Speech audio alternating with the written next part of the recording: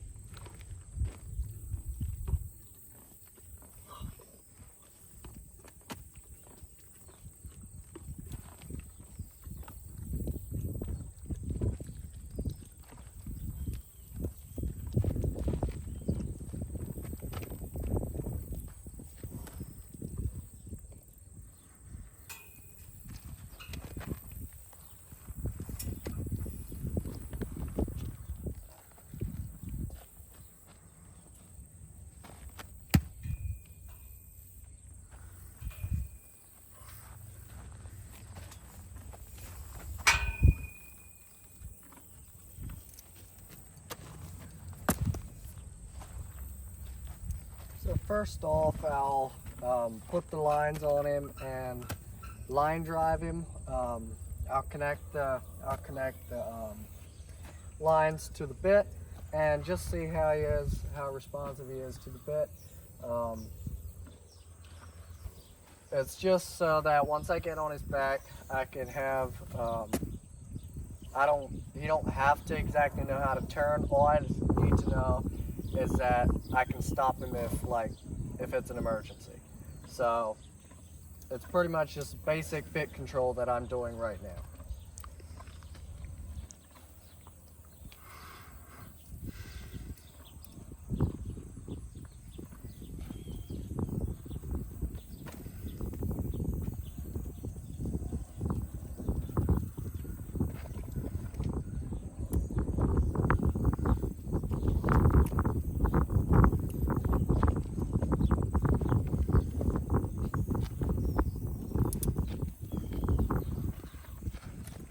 The reason I'm taking it through the stirrup is that just so the bit, or just so the line doesn't drag on the floor and get tangled up in his feet.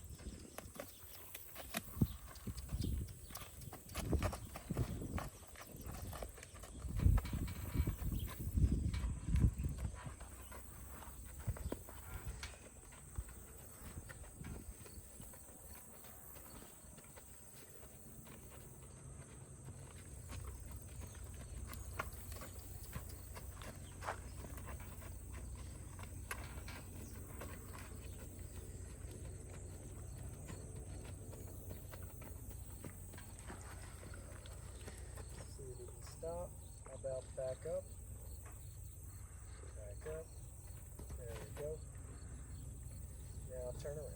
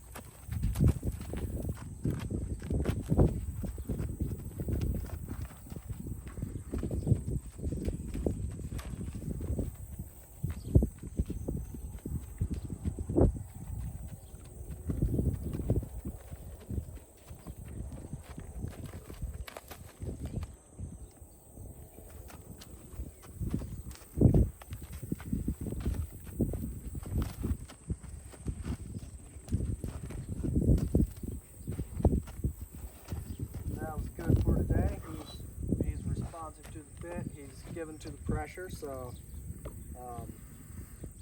yeah. So to do this with the bridle and the bit, the first ride I would actually not even use the bridle, but just in case that if the horse does decide he does want to spook, then I have, if he's responsive to the bridle, he's got to be responsive to the holder. And I would do this maybe 3 or 4 more times before I would get on him. Between a 15 to 20 minute workout, he really caught on really fast, so this workout wasn't as long. You know, some horses it'll take maybe 45 minutes before they finally realize that that the bit isn't that bad and that they can give to it. But yeah, so that's the third step. Welcome back. We're ready for step 4. all you that probably already seen it, this horse is already trained, and so I mean I've been working him about 30 to 45 minutes a day for the last, yeah, probably 6 to 8 weeks. I'm just using him as an example to show exactly what these training horses would go through here at the stable.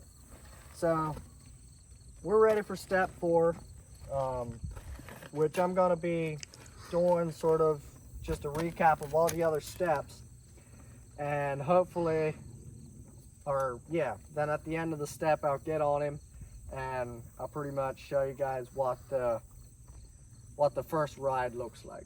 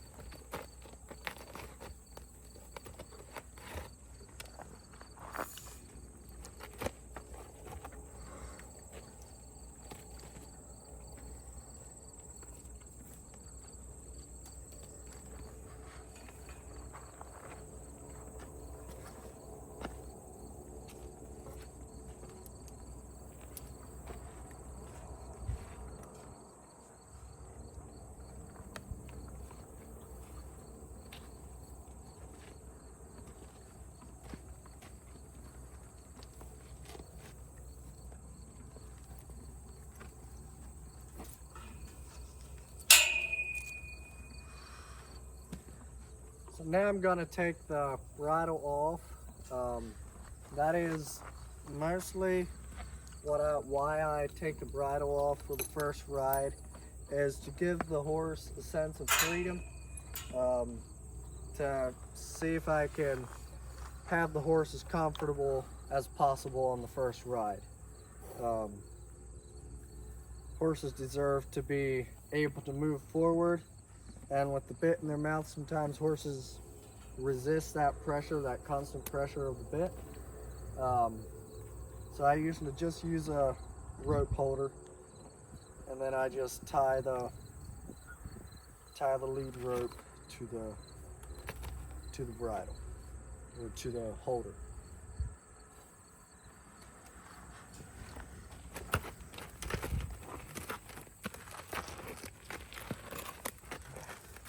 So first I make sure that he can bend the neck to the bridle pressure. So once they can bend the neck and keep their neck bent, then that's where I would be ready to get on. The reason I want the neck bent, horses usually can't buck when their neck is bent.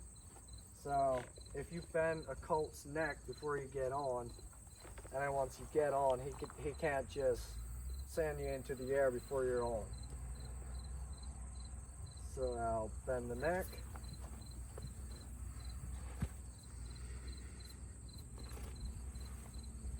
So first, my only goal is to pretty much be halfway in the saddle and halfway out.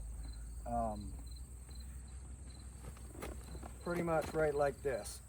There I can ride a buck if I have to. It's just, if he starts bucking, I can jump off, but I can also ride a buck from this position. Ask him to bend his neck, there you go. And if he stands still for me long enough, I'll just swing my other leg across, and then I'm on. So the first day, I usually am only looking for a couple steps maybe. I usually try not to use too much of my legs at this point in the training. Later on in the training, I would use a little more legs. So right now, the only thing I'm doing is guiding him. If he wants to stop, that's all right. Guide him this direction. And then if they're completely comfortable with me walking, I may even ask them to trot. But it's not, we got the next four to 6 weeks to ask them for the trot and the canter. So the first ride is not exactly the time that you would need to do that. So as soon as they completely relax, that is usually where I would quit the ride and let the horses sort of soak in their first ride. There he stopped. I ain't gonna pressure him just because he stopped. I'm just gonna keep asking to keep that neck bent.